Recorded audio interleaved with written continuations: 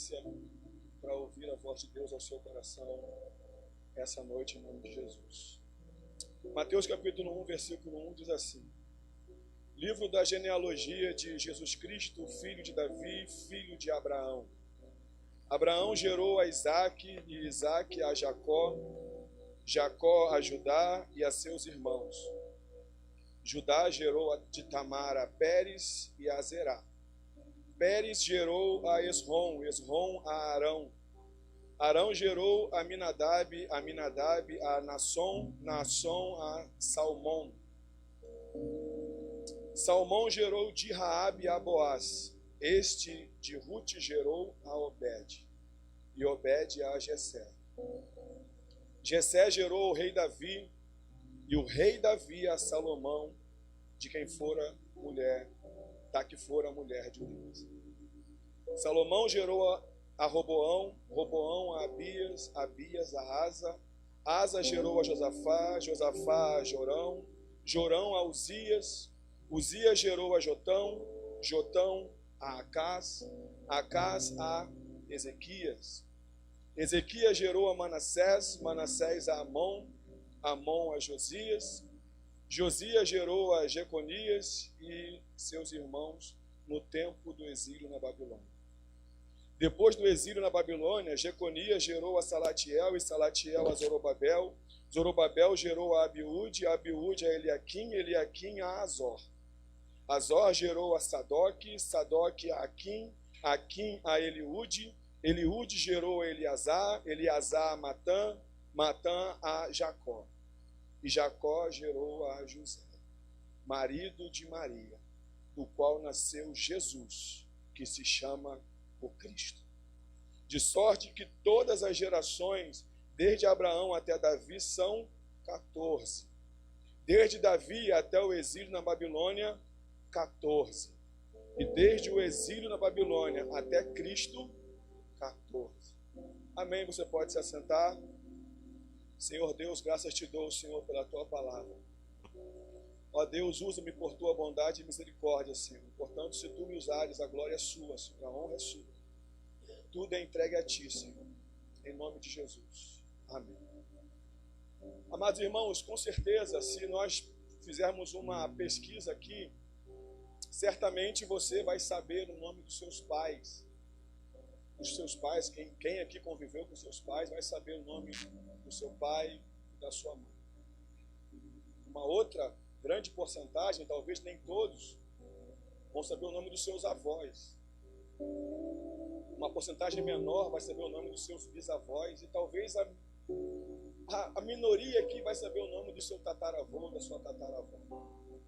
Porque para nós a genealogia é uma coisa muito secundária. A gente não costuma guardar o nome dos nossos antepassados, dos nossos ancestrais.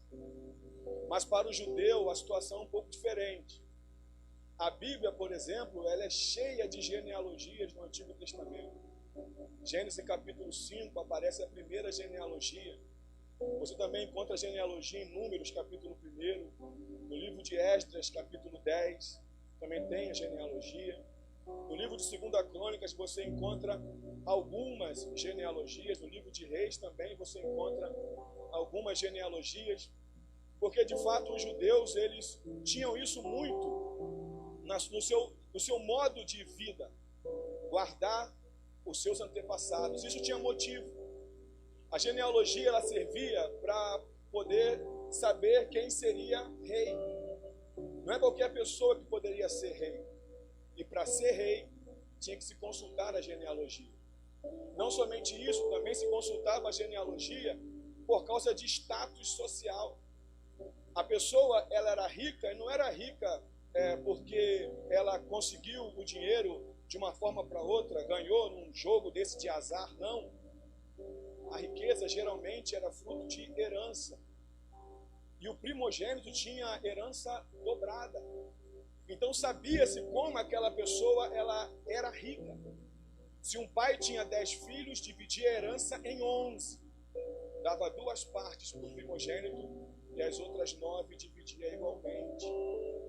Então, era assim que funcionava a genealogia, não somente para isso, para saber se poderia fazer parte da tribo de Levi, se poderia ser um sacerdote, tinha que se fazer a genealogia. Não somente isso, a genealogia para os judeus também servia para alistamento militar.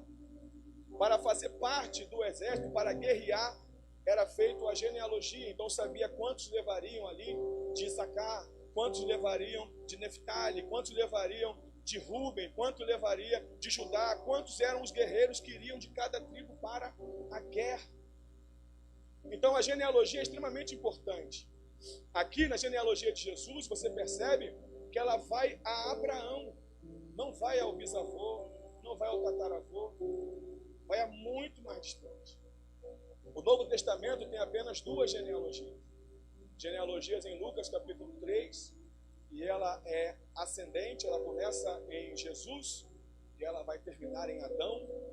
E aqui de Mateus começa em Abraão e termina em Jesus. O propósito de Mateus falar sobre a genealogia também é específico. É só você compreender sobre o que é ou por que foi escrito o livro de Mateus. O livro de Mateus é um livro escrito para judeus cristãos, para homens judeus que agora ouviram falar de um rapaz, de um homem que nasceu de uma mulher virgem, que agora compreende todos os desígnios do Antigo Testamento e recebe essa pessoa como Senhor da sua vida, que é Jesus Cristo. E eles começam a acreditar naquilo, mas faltam-lhes documentos. Então o documento é esse homem, Jesus. Ele não é uma mitologia, ele não é uma criação, ele tem histórico. Ele nasceu no tempo e no espaço, ele é uma pessoa que viveu entre nós. Mateus é o escritor que por mais vezes escreve: ouviste o que foi dito pelos antigos, ou isso se cumpriu, isso aconteceu para se cumprir o que foi dito pelos antigos a respeito desse que esteve entre eles. Então o Evangelho de Mateus, ele visa a genealogia como forma de apresentar Jesus aos judeus, como forma de dizer que aquele homem que nasceu em Belém para se cumprir Miqueias 5:2, aquele que é da tribo de Judá para se cumprir o que Zacarias registrou, é aquele que esteve entre eles, que morreu e ressuscitou para a glória de Deus Pai. Então é escrito o livro de Mateus. E a genealogia foi exposta. E quando eu leio sobre a genealogia, eu consigo tirar daqui aplicações muito importantes para a nossa vida. E é sobre essas aplicações que eu quero dividir com você, porque foram essas aplicações que Deus falou também ao meu coração. E a primeira aplicação que eu retiro da genealogia de Jesus para a minha vida é que Deus é cumpridor das suas promessas. Deus é cumpridor da sua palavra. Foi ele que disse para Abraão em Gênesis 12, versículo 3, que da descendência dele seriam benditas todas as nações. E Jesus veio para cumprir essa palavra. Foi o mesmo Deus que prometeu a Davi que o trono de Davi jamais teria fim. E Jesus é o descendente direto de Davi, que vive até hoje. Então Deus é cumpridor da sua promessa. Se ele te prometeu, ele vai cumprir. Porque quando você olha para a grandiosidade da encarnação do Verbo, quando você olha para a grandiosidade da obra de Jesus, quando você entende que uma coisa que nem os judeus entendem, ele sentava num trono de glória. O que é um trono de glória? Nem os judeus sabem explicar o que é um trono de glória. E ele veio para cumprir o que o mesmo Deus prometeu. Ele prometeu em Gênesis 3,15: você vai machucar o calcanhar dele, mas ele vai esmagar a sua cabeça. E na cruz se cumpre. A cédula que era contra nós, ele pregou na cruz, como Colossenses 2,14 nos relata. A segunda coisa que eu aprendo aqui, na genealogia de Jesus, é que não dá para conhecer Jesus se você, como cristão, não ler, não estudar o Antigo Testamento. Todos os nomes que aparecem aqui na genealogia de Jesus estão aonde, irmãos? Estão no Antigo Testamento. E é interessante que o Antigo Testamento é negligenciado por nós. Se eu pedir agora aqui para os irmãos abrirem a Bíblia em Obadias, a briga não vai ser para quem encontra primeiro, mas vai ser para quem não vai encontrar por último. Sabe por quê?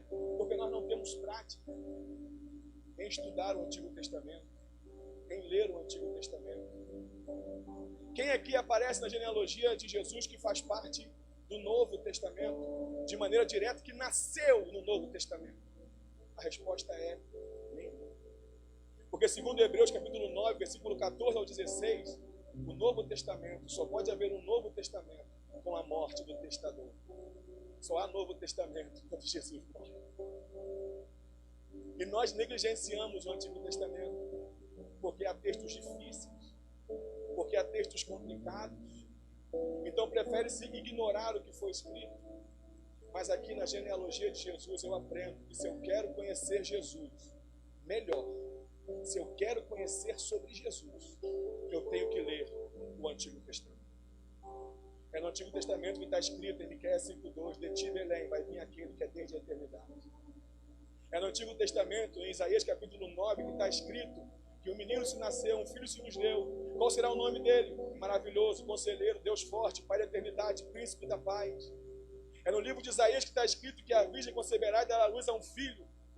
É no Antigo Testamento que mostra todas as promessas que apontam para aquele que viria e que veio e que veio.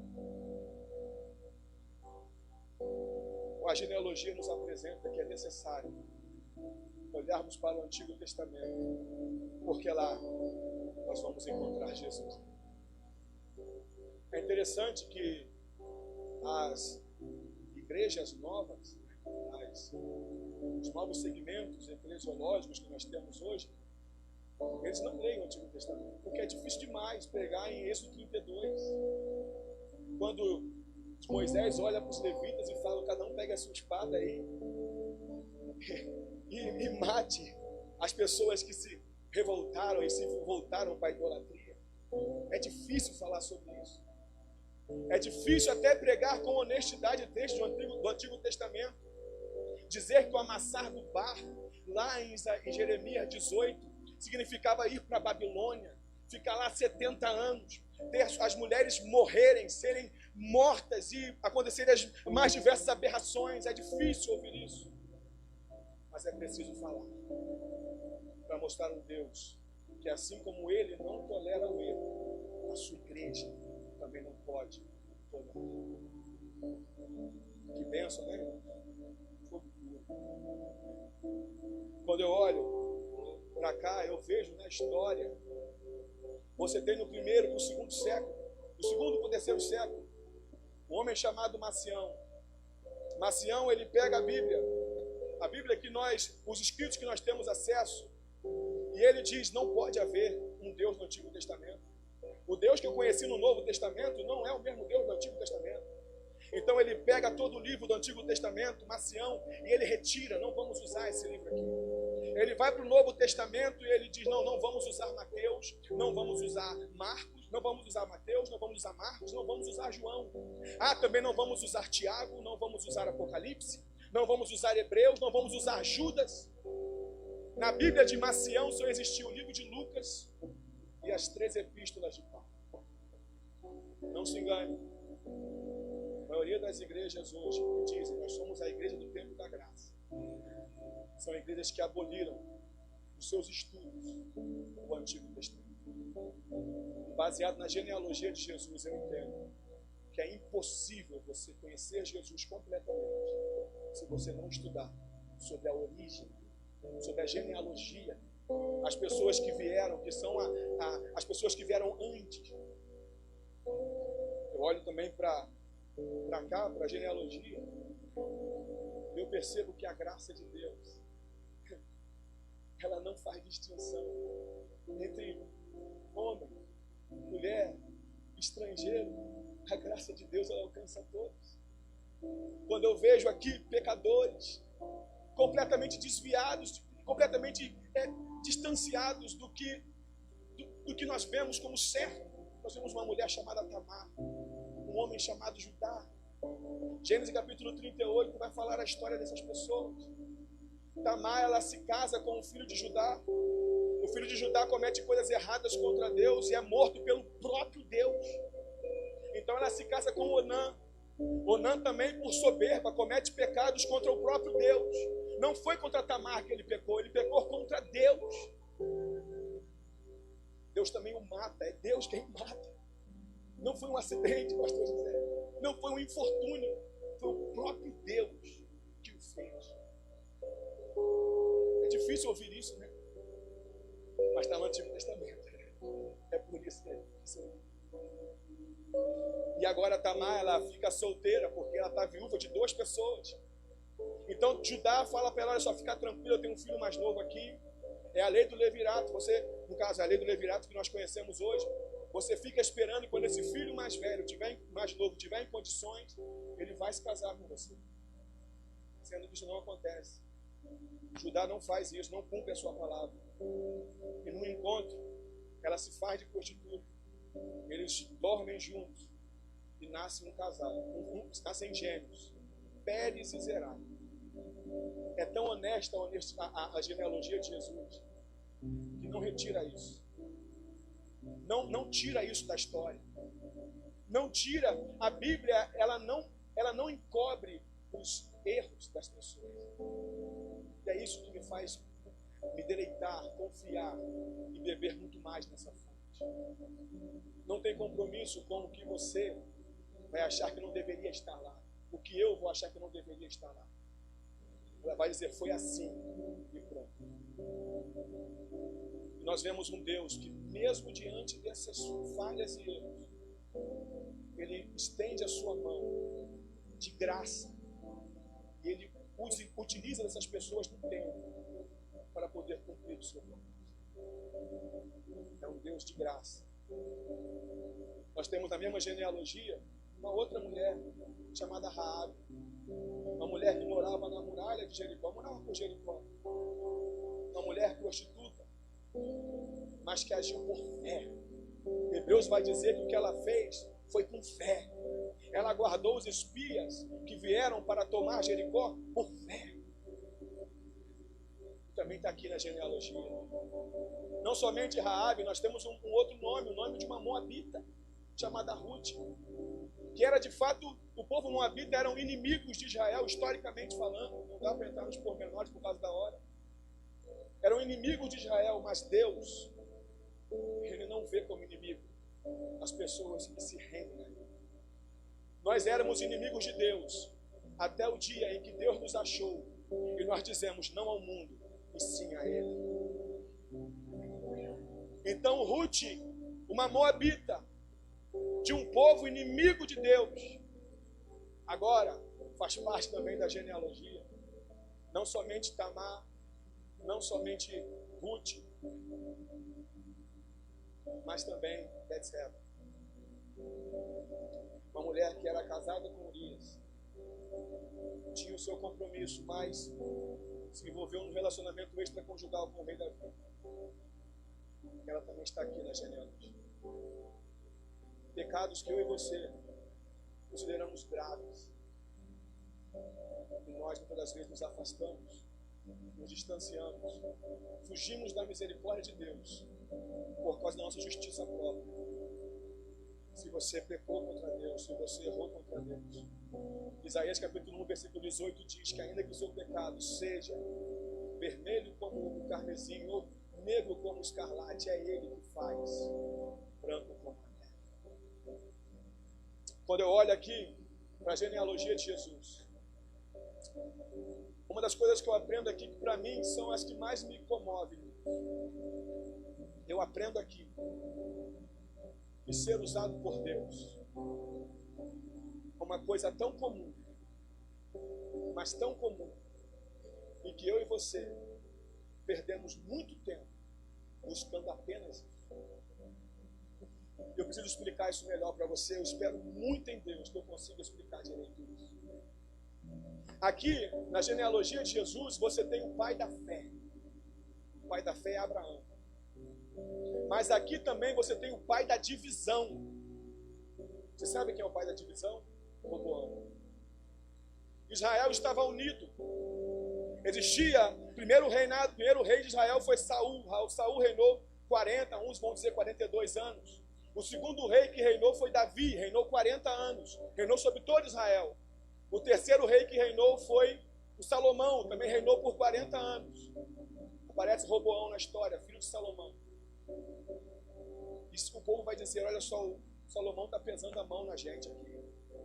Salomão está sendo muito pesado com os tributos. Está muito difícil viver aqui em Israel.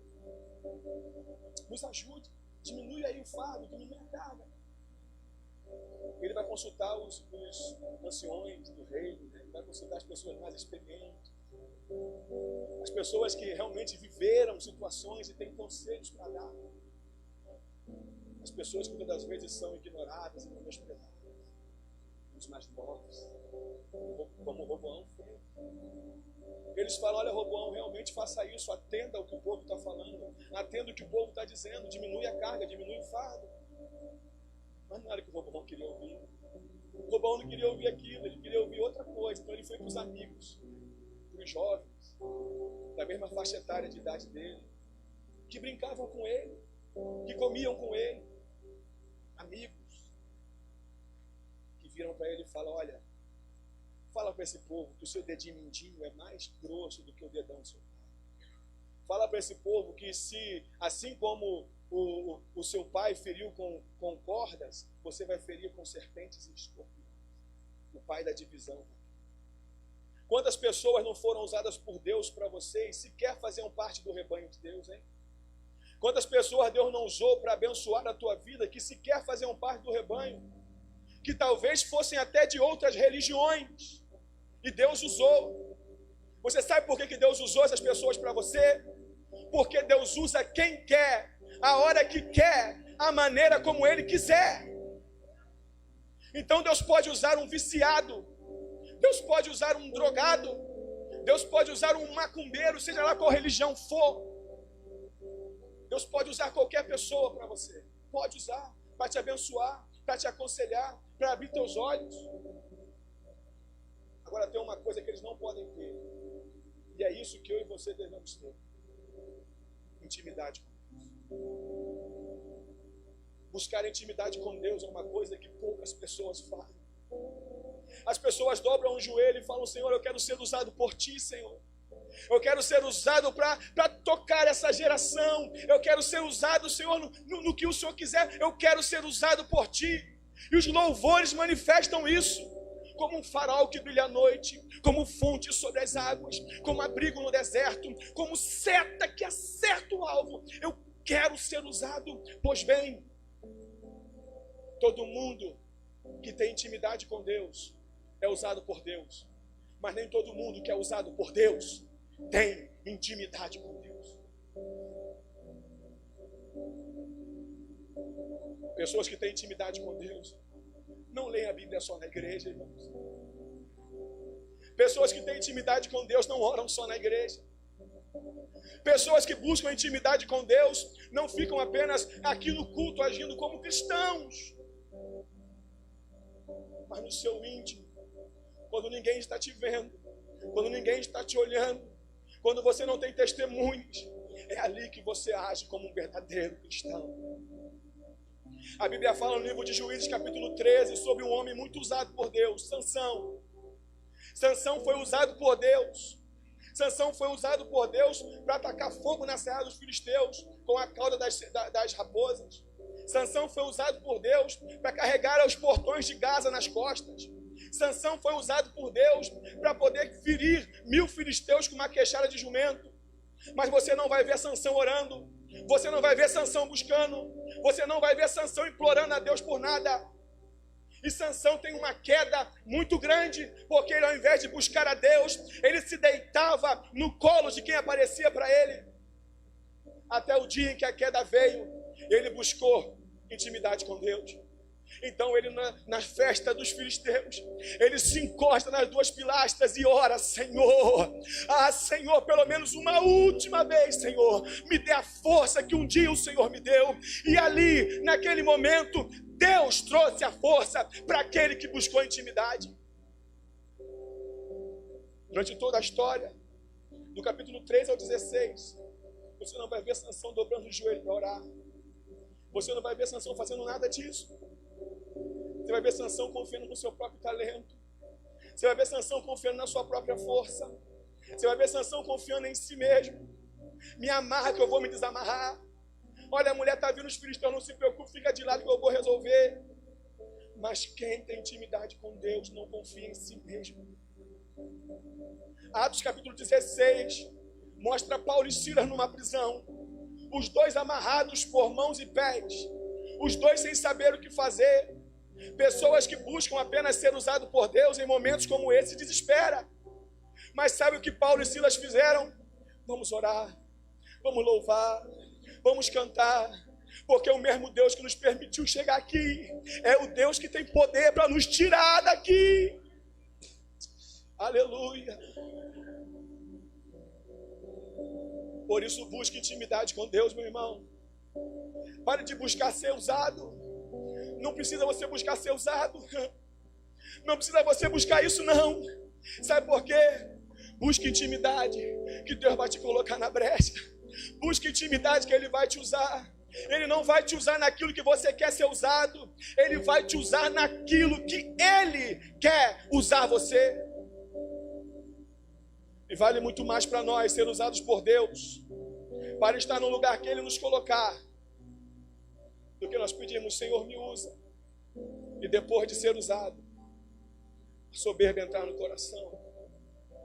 Depois de começar a ser usado, achar que é o tal, achar que pode mais, achar que fala melhor do que o outro, achar que fulano não pode falar. Ô, meu irmão, quantas pessoas você conhece que eram super usadas por Deus, que eram usadas por Deus para coisas maravilhosas, coisas que estão extintas hoje como cura, usadas por tantas coisas. E a soberba entrou no coração, e o orgulho entrou no coração, e chegou um momento em que ela pensou: eu não preciso mais de ninguém. Para que eu vou no culto? Para que eu vou participar das reuniões com os irmãos? Eu já sou usado por Deus. Eu não preciso dos irmãos, são os irmãos que precisam de mim. Oh, meus irmãos, cuidado, porque é melhor dizer: Senhor, obrigado, porque o Senhor me usa para fazer o que o Senhor quer, do que fazer o que eu quero. Então, ao invés de buscar ser usado, quero ser usado, quero ser usado, eu quero só ser usado, só ser usado, só ser usado. Mas dizer: Senhor, eu quero ter intimidade contigo, Senhor. Porque quando você tem intimidade com Deus, você compreende o querer de Deus. Quantas enrascadas, quantos infortúnios você entrou na sua vida, porque te faltou a sensibilidade da ovelha que conhece a voz do seu pastor. Quantas das vezes Deus falou ao seu coração, mas você não tinha intimidade para reconhecer a voz. E depois que você entrou naquela furada, você lembrou: eu sentia no meu coração falar comigo, mas eu não dei a voz, o ouvido que eu deveria ter dado. Sabe por quê? Porque você era muito usado, mas você não tinha muita intimidade. Aleluia. Eu tinha mais algumas aplicações para falar, mas eu vou falar só mais uma. Quando eu olho para a genealogia de Jesus, eu entendo que Ele é rei. Quando eu olho para a genealogia de Jesus, eu entendo que Ele é rei, e rei para sempre. E não somente que Ele é rei para sempre, mas que eu e você fazemos parte desse reino. Quando Tito Vespasiano ele invade, ele cerca Jerusalém, anos 67, 68, ele cerca Jerusalém, e quando ele cerca Jerusalém, ele priva a cidade de receber água, de receber comida.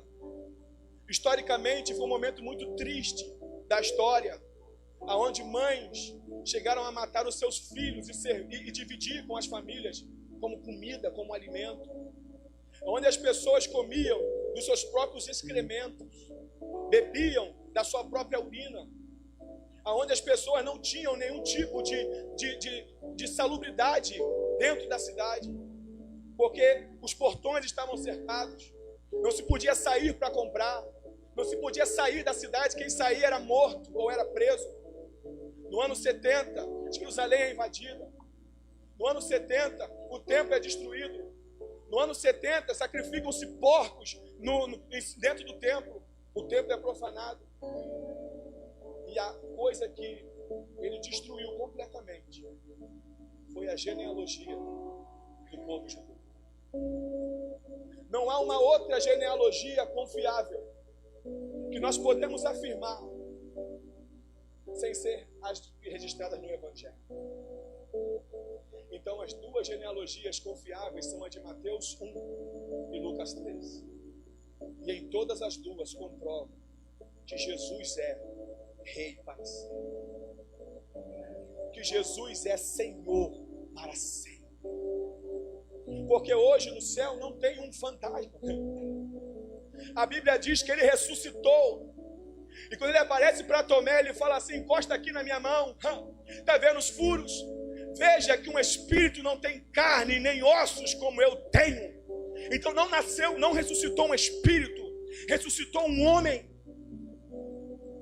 com corpo transformado, com corpo que, espero eu, nós também teremos um corpo transformado e saberemos o que Jesus viveu aqui. Nós saberemos, ou teremos um lampejo de saber o que é, né? Mas quando você olha para Atos capítulo 1, você vai ver que Jesus está ali, dando as últimas instruções. Ele começa a subir. Ele está subindo, o rei está subindo. O rei está subindo. O rei está subindo. E os anjos aparecem e falam assim: olha, porque vocês estão olhando para cima, esse mesmo que está subindo, o mesmo Jesus, o mesmo Rei dos Reis que está subindo, é aquele que um dia vai voltar. Ele vai retornar. O rei vai voltar. Ele constituiu eu e você como embaixadores desse reino aqui, representantes desse reino aqui.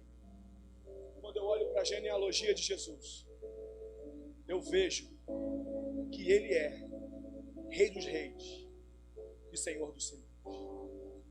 E para você que está aqui, e também para quem está vendo pelo Facebook ou pelo YouTube, eu não sei se também está no YouTube, ele convida vocês para fazer parte desse reino. Vocês que ainda não fazem parte desse reino soberano, desse reino que nunca perdeu, desse reino que nunca cedeu, desse reino que é o reino que nunca vai dizer que foi frustrado. É o reino que eu e você fazemos parte. Nós podemos orar, meus irmãos, fiquemos de pé, vamos orar ao Senhor. Aleluia. Ó Senhor, Deus santo e poderoso, em nome de Jesus, Senhor. Ó Deus, que a sua palavra, ó Deus, ela fique, Senhor, em nossos corações, ó Deus. Ó Deus, que nós venhamos a entender, ó Deus, em nome de Jesus, que o Senhor é cumpridor das tuas promessas, Senhor. Que nós venhamos a entender, ó Deus, que o Senhor é aquele que providencia todas as coisas. O Senhor é aquele que providenciou um filho para um casal estéril, Abraão e Sara. Providenciou filho para outro casal estéril, Senhor, Isaac e Rebeca.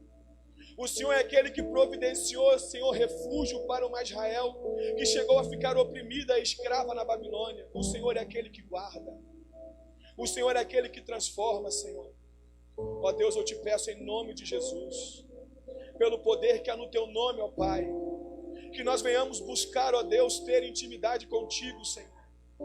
Dobrar os nossos joelhos e clamar a ti por isso, a ter intimidade completamente contigo, Senhor. Saber reconhecer a tua voz, saber, Senhor amado, que as coisas que não nos acontecem, as situações que nós achamos que deveria acontecer, mas não acontece, é uma porta que o Senhor fechou, então é livramento. Saber que se o Senhor abriu uma porta é bênção, mas quando o Senhor fecha uma porta também é bênção, ó Deus. Nos ensine, Senhor, a aceitar os teus decretos. Nos ensine, Senhor, a aceitar os seus desígnios, ó Deus. Nos ensine, Senhor, a viver de conformidade com a sua vontade. Ó Deus, porque o Senhor é aquele que opera, ó Deus, tanto no querer como no efetuar. Nós agradecemos a Ti, ó Pai, em nome de Jesus.